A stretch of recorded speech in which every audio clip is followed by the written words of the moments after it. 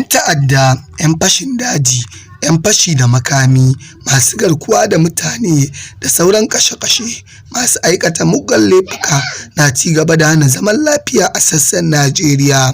Sai dai wasu gwamnoni da lamarin ya shafi jihohinsu sun ɗauki matakai masu tsauri na ƙarawa jami'an tsaro ƙarfi da ba jama'a damar kare kai da nufin dawo da zaman lafiya. Gwamna Bello Matawalle na jihar Zamfara ya umarci al'umma mazauna jihar su mallaki bindiga don kare kansu daga 'yan bindiga waɗanda suke hana su zaman lafiya.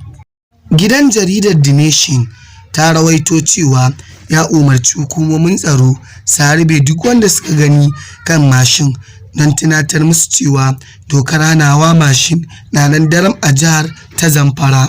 Kwamishinan yaɗa labarai na jihar Zamfara, wanda ya sanar da sabbin matakan da gwamnatin Matawalle ta ɗauka, ya ce, daga yau gwamnati ta umarci ɗaiɗaikun mutane su mallaki bindiga don kare kansu daga 'yan bindiga. Ta umarci kwamishinan 'yan sanda ya ba da lasisi ga mutanen da suka shirya kuma suka cancanci mallakar bindiga da nufin kare kansu.